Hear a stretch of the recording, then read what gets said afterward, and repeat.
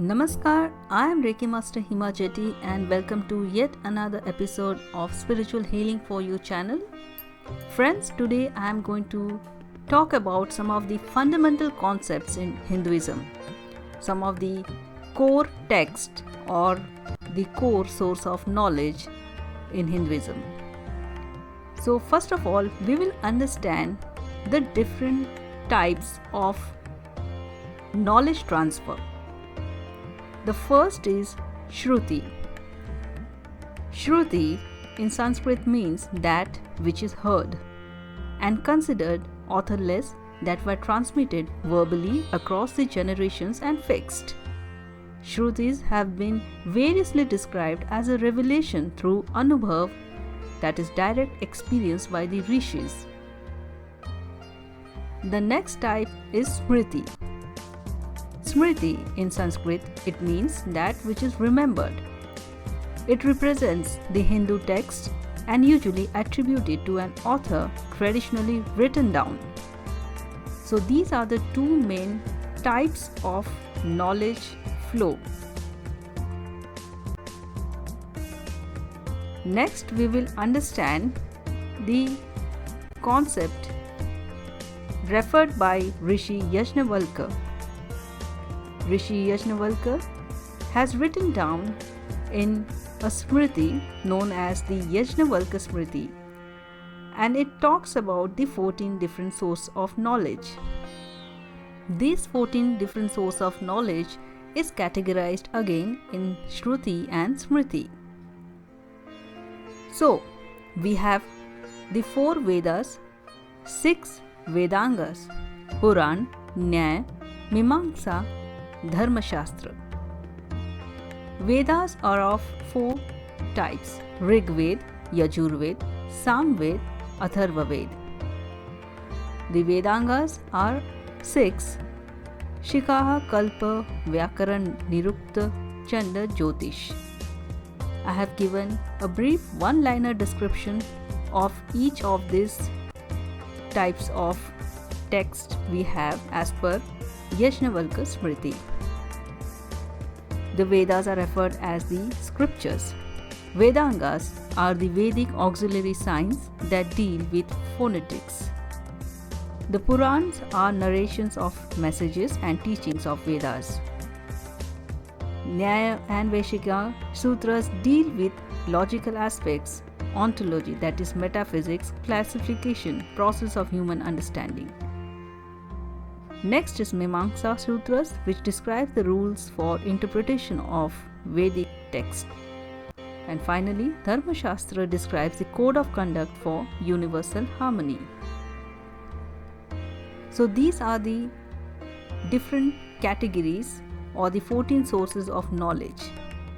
Next we will see how each of these Vedas, remember the Vedas are Shrutis, which are verbally transferred generation after generation.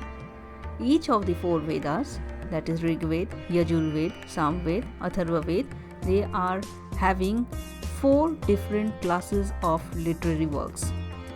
And these are Samhita, Brahmana, Aranyaka and Upanishad. Then we have the special Vedic grammar rules for each shakha known as Pratisakya and phonetic rules known as Shiksha.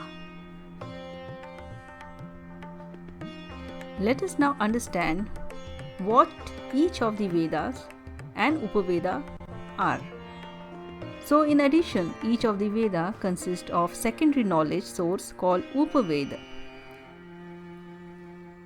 Rig Ved is for the rituals, Yajur Ved is for Dhanur Ved, that is the martial laws, Sam Ved is for Gandharva Ved, which consists of music knowledge, Atharva Ved has the Artha Shastra or Ayurveda. Artha Shastra represents the economics and Ayurveda represents the health science.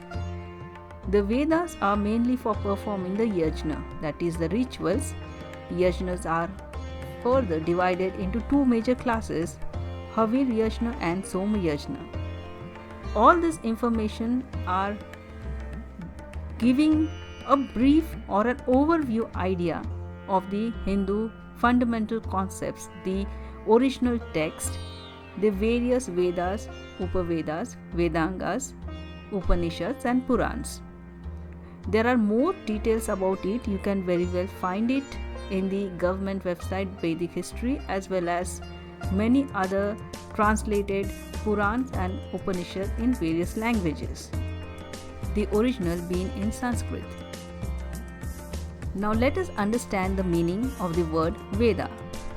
The word Ved in Sanskrit means knowledge and is derived from the Sanskrit root Vid, means to know.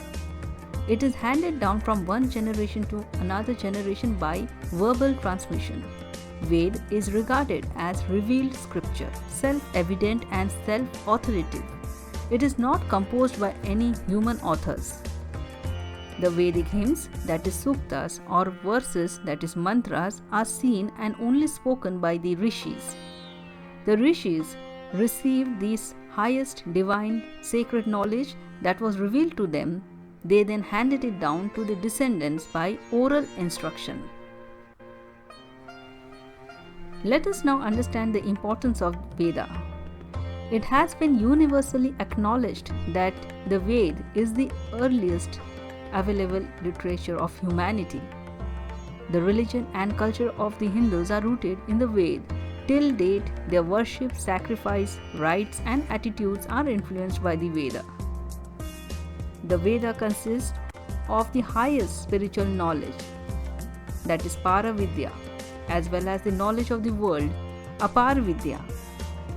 Thus, apart from philosophy, we find here descriptions of various aspects of different subjects such as science, medicine, political science, psychology, agriculture, poetry, art, music, etc. The Veda is unique in its purity and sanctity. The text of the Veda is preserved in its pure and original form without any alteration or interpolation even after thousands of years. The Veda is the only unadulterated treasure house of true knowledge, so much so that even UNESCO declared it as part of this intangible cultural heritage of humanity. So let us see now the age of the Vedas. No one now doubts that the Rig Veda is the most ancient document of the human beings, but fixing the age of the Rig Veda or any other Veda is the most difficult task. So here there is a list of the various scholars who have tried to find out the source and their corresponding age. We have, starting with Swami Dayanand Saraswati, who has mentioned the Vedic mantras since the beginning of the creation. Similarly, there are other authors, and this table contains a list of such scholars, the last being Max Muller, who has written about the Buddhist literature and traced its origin about 1200 BC. So on an average, from the Government of India side, it says that the average literature age is minimum 1400 BC. There are some more examples of the date which is mentioned for each of the Vedas: the Brahmanas, Upanishads, Vedanta, Itihas, that is the Ramayana and Mahabharata, the Puran, the various Purans like Vishnu Puran, Shiv Puran, etc., Dharma Shastra, Sangam literature. These dates are mentioned as per the Wikipedia.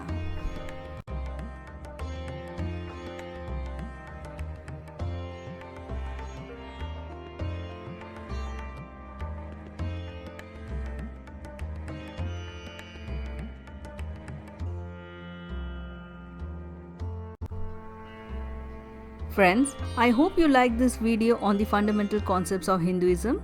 If you have any suggestion or comments, let me know in the comment section.